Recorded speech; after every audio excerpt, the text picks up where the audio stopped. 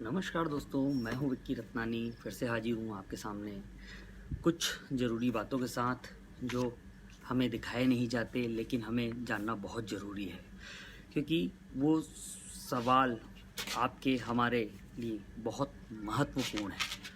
कैसे आम इंसान के लोन माफ़ नहीं होते, बैंक वसूली वाले दिन भर चक्कर मारते हैं, फ़ोन करके परेशान करते हैं, बहुत सारी परेशानियां देते हैं। लेकिन वहीं दूसरी तरफ जो हमारी ईएमआई माफ़ नहीं हो रही, हमारे लोन माफ़ नहीं हो रहे, इस टाइप से। और वहीं दूसरी तरफ आम इंसान से ऊपर जैसे मेहुल चौकसी, विजय माल्या, इन टाइप के तमाम लोगों के लोन आरबीआई धीरे से मोदी गवर्नमेंट के कहने पर माफ़ कर देती है। लगभग ये आंकड़ा कितना जाता है दोस्तों? 6,800 माफ़ कीजिए 6 लाख 68,607 करोड़ रुपए। माफ़ी चाहूँगा, मैं थोड़ा फंस गया शब्दों में। 68,607 करोड़ रुपए जो माफ़ कर दिया गया है। तारीख इनकी है आपकी 30 सितंबर 2019। ठीक है, इसका खुलासा कैसे हुआ दोस्तों? 16 फरवरी 2020 को राहुल गांधी जी ने संसद भवन में फाइनेंस मिनिस्टर निर्मला सीतारमण जी से सवाल किया था कि आपने इतना पैसा किस किस को माफ़ किया है, कृपया इनकी जांच की जाए और कृपया इनकी हमें सूची दी जाए। 68,607 करोड़ रुपए आपने माफ़ किया है, ऐसा आपने सिर्फ राइट ऑफ लोन दिखा दिया, लेकिन किसको किया है, कृपया इसकी जानकारी दी जाए। तो उन्होंने जानकारी देने से साफ शब्दों में मना कर दिया। लेकिन वहीं पर एक आरटीआई कार्यकर्ता, मतलब कांग्रेस कार्यकर्ता, आरटीआई एक्टिविस्ट ने आरटीआई लगाया और आरबीआई से जवाब मांगा। तब जाके आरबीआई के एक अजय कुमार जी हैं, एक अजय कुमार जी ने ये रिपोर्ट, जो आरबीआई के अथोराइज्ड, सेंट्रल आरबीआई के अथोराइज्ड पर्सन हैं फाइनेंस मिनिस्ट्री के, जो आरटीआई को जवाब देते हैं, उन्होंने फिर पूरे तरीके से इस मामले को जवाब दिया। जो सरकार नहीं दे पाई, वो एक लिखित मनमोहन सरकार के टाइम की चालू की गई आरटीआई एक्टिविटी, उसके तहत हमें ये सब जवाब मिला। और उस जवाब में ये बताया गया कि हमने किस किस तरीके से किस किस को कब कब कैसे कैसे लोन माफ़ किया है। एक तरफ आम आदमी 2 लाख का, 1 लाख का, 5 लाख का लोन लेता है, उसको आप माफ़ नहीं कर सकते, उसके लिए बैंक चढ़ाई कर देती है, शासन स्ट्रिक्ट है, नियम स्ट्रिक्ट है।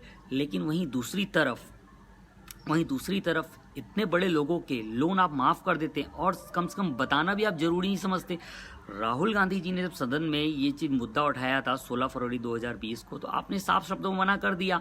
क्या फाइनेंस मिनिस्ट्री के पास की जानकारी नहीं है, डायरेक्ट लोन माफ़ हो गए बिना उनकी साइन के? कि कैसे ये रिपोर्ट मुझे आज कैसे मिली? आज है 27 अप्रैल 2020, दैनिक भास्कर की एक रिपोर्ट है, उसमें ये रिपोर्ट छपी हुई है पूरी फुलफिल डिटेल के साथ में। जिसको भी जब भी आपको चाहिए हो, आप मुझसे फ़ोन करके इसकी डिटेल मांग लीजिए, मैं आपको फॉरवर्ड कर दूंगा। आप खुद जाके उसमें आप चेक कर सकते हैं, उसमें आप चेक कर लेंगे, आपको दिख जाएगी कि ये रिपोर्ट कहाँ से आई है।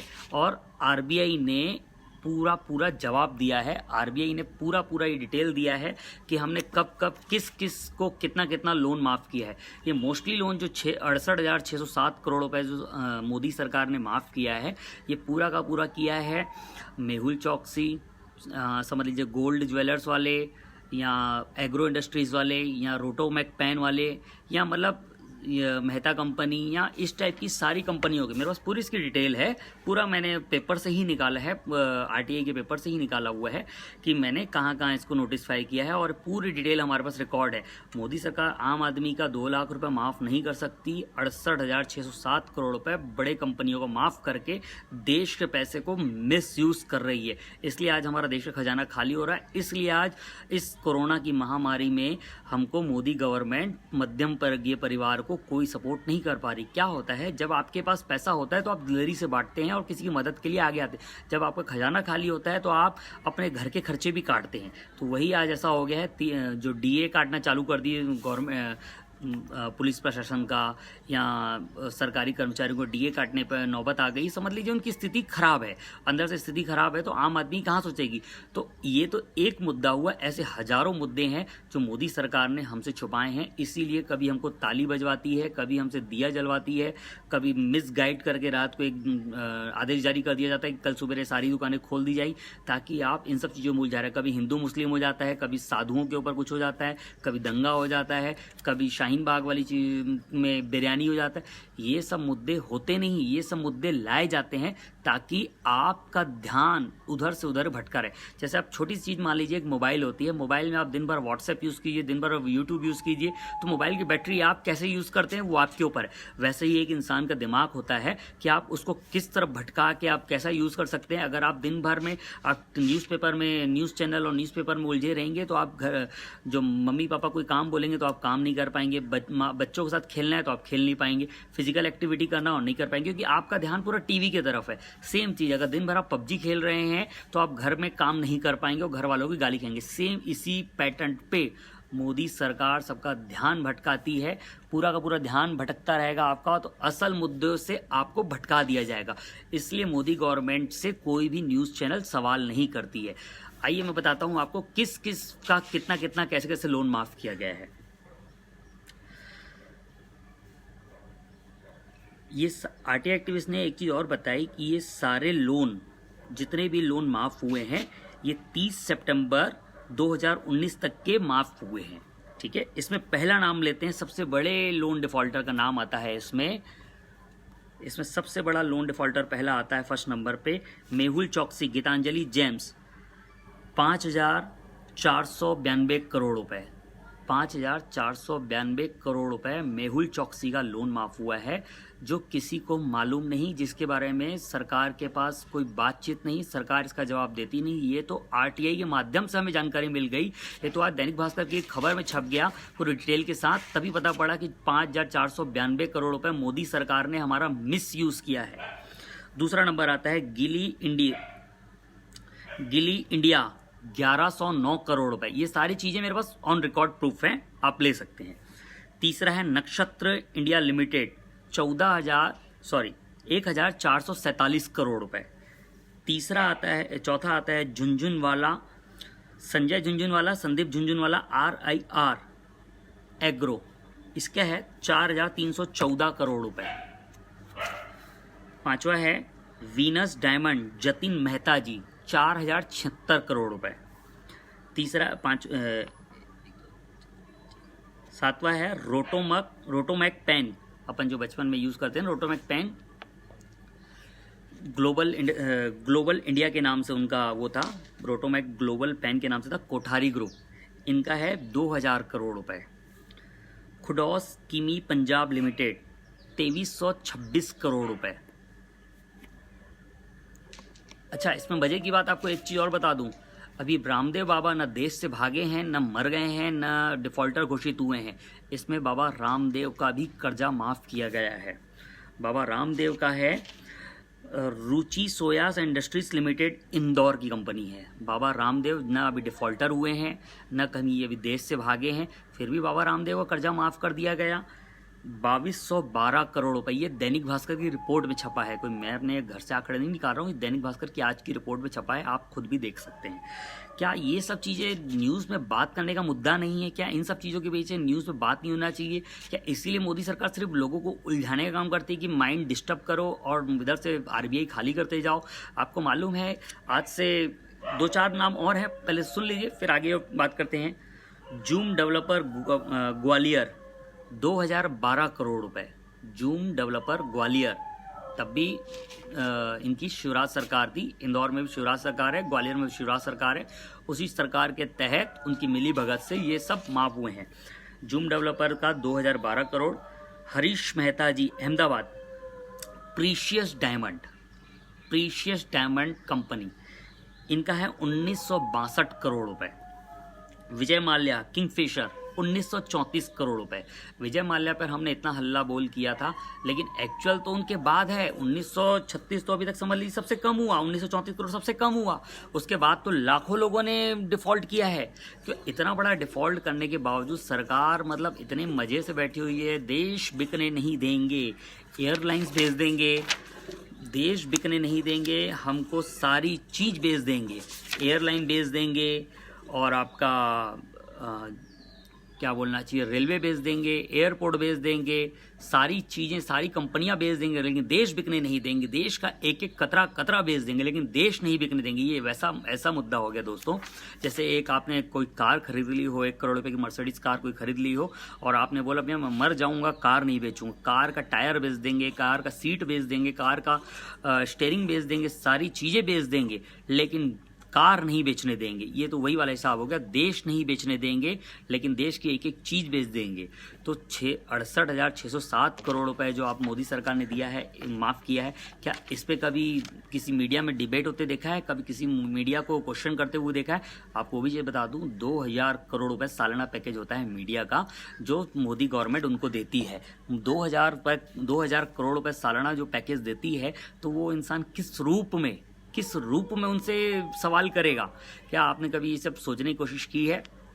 दूसरी चीज़, आपको मालूम है जब 2014 में प्रधानमंत्री जी आए थे, तब हमारे देश में RBI से, रिजर्व फंड ऑफ इंडिया से फंड निकालने का जो सिस्टम होता था, आप RBI से जो फंड निकाल सकते थे केंद्र गवर्नमेंट, वो मान के चलिए मोटा मोटी आप 5,000 करोड़, 10,000 करोड़, 15,000 करोड़, वो भी सरप्लस अमाउंट। ये हमारे एक मित्र ने लिखा है, रमेश भोजवानी जी, लिस्ट व्हाट्सएप कर दो ना रत्नानी जी प्लीज़। ठीक है रमेश भोजवानी जी, मैं आपको एक लिंक भेज देता हूँ दैनिक भास्कर की, मैंने फेसबुक में शेयर की है, कृपया करके आप उस शेयर को खोलिए और चेक कीजिए, उसमें पूरी हिस्ट्री है। मैं जो भूल गया हूँ बताना नाम, वो भी नाम उनमें लिखे हुए हैं। ठीक है, मैंने इसलिए सबसे पहले फेसबुक में दैनिक भास्कर की रिपोर्ट शेयर की, उस रिपोर्ट में एक एक चीज़ का पूरी डिटेलिंग से लिखा हुआ है। ठीक है, तो जो पहले पैटर्न हुआ करता था, वो जैसे प्रधानमंत्री जी हमारे कुर्सी पर आए हैं, सबसे पहले उन्होंने क्या किया, फंड कैसे कैसे हम कहाँ से कौन कौन से रूप में यूज़ कर सकते हैं, और किस किस फंड को हम कहाँ यूज़ कर सकते हैं, सबसे पहले इसको छुपाने वाली चीज़ें बना दी कि इसको रिपोर्ट को हम छुपा सकें, हिडन कर सकें। और दूसरी चीज़, सबसे बड़ी चीज़, कि हम उस फंड को कितनी ज़्यादा मात्रा में एक्सटेंड करते, ऐसे ऐसे नए नए रिफॉर्म किए गए RBI में, ताकि आप RBI से आज 1,76,000 करोड़ रुपए जो विड्रॉल हुआ था, वो क्यों विड्रॉल हुआ था? पहले तो आप 5,000 10,000 करोड़ से ज़्यादा विड्रॉ नहीं करते, अचानक आपने 1,76,000 करोड़ कैसे विड्रॉ कर दिया? और उसमें मीडिया में कोई बहुत ज़्यादा हल्ला नहीं हुआ। ठीक है, एक नॉर्मल एज अ फॉर्मेलिटी दिखाया गया कि मोदी गवर्नमेंट ने 1,76,000 करोड़ रुपए, मोदी गवर्नमेंट ने 1,76,000 करोड़ रुपए RBI से विड्रॉल किया था। लेकिन आपको बता दूं, ये जो 1,76,000 करोड़ रुपए विड्रॉल किया था, उसी समय 68,607 करोड़ रुपए डिफॉल्टरों के माफ़ करने के लिए लिया गया था। ठीक है, उसके बाद जो उनका सरप्लस खर्चा होता है, उन सब चीज़ों के लिए लिया गया था, जो मीडिया में नहीं बताया जाता कि आपको क्यों करना है। अभी राहुल गांधी जी ने एक और मांग की थी कि PM फंड केयर जो आपने नया अकाउंट खोला है, उसमें जो अरबों रुपए अभी डोनेशन के रूप में या RBI के रूप में आप ले रहे हैं, या पेट्रोल फंड के रूप में आप ले रहे हैं, मतलब जिस भी रूप में आपको देश में भारतीय जनता पार्टी दुनिया की सबसे बड़ी पार्टी उभरी है, तो उसमें आपको चंदा मिलता है, आप कहाँ यूज़ कर रहे हैं? तो उन्होंने उसका भी नया रिफॉर्म निकाल दिया, बोला हम ये प्राइवेट CA से चेक कराएंगे, सरकारी CA इस रिपोर्ट की जांच नहीं करेगा। ये भी मोदी गवर्नमेंट ने नया अनाउंस किया है। अगर आप समझ लीजिए, सरकारी CA के ऊपर अगर मोदी जी को भरोसा नहीं है, तो देश को कितना भरोसा होना चाहिए मोदी जी के ऊपर? अगर आप अपने ही सिस्टम के ऊपर भरोसा नहीं रखते हैं, तो आम पब्लिक आपके सिस्टम पर क्यों भरोसा रखेगी? क्या इसीलिए मोदी गवर्नमेंट को चुना गया था?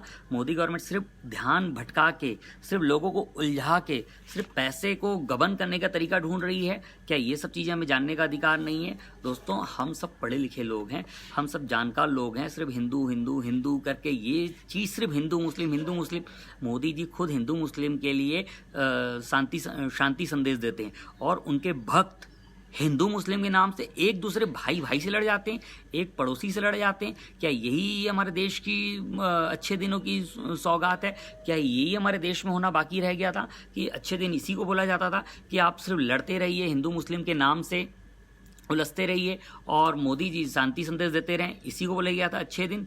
दोस्तों इन सब चीज़ों के पीछे एक बार जांच कीजिए, अगली बार कैसे करना है, क्या करना है, आपके ऊपर कौन से संकट आ सकते हैं, इन सब चीज़ों की आपको एक बार जानकारी लेने की ज़रूरत है। एक बार आपको इस और सबको ध्यान देना चाहिए, एक्चुअल रिपोर्टों का पता करना चाहिए, एक बार सच्चाई की जानकारी सबको होनी चाहिए कि हमारे साथ हो क्या रहा है। क्या हम सिर्फ देखा देखी में चल रहे हैं, क्या हम सिर्फ यही रहेगा जो एबीपी न्यूज़, आज तक न्यूज़ हमको दिखाएगी, हम सिर्फ वही देखेंगे? सच का हमें पता करने का अधिकार नहीं है कि हम क्या सच करें। 68,607 करोड़ रुपए मोदी गवर्नमेंट ने जो माफ़ किए हैं, बाबा रामदेव अभी डिफ़ॉल्ट नहीं हुआ, उनका भी अगर 2200 करोड़ रुपए माफ़ हुआ है तो इसकी मीडिया में जानकारी क्यों नहीं दी गई? इसके लिए आप मीडिया को क्यों नहीं बताते? आप बोलते देश नहीं बिकने दूंगा, लेकिन आपके मौजूदा दोस्त 2200 करोड़ रुपए कैसे माफ़ करा के ले गए आपसे?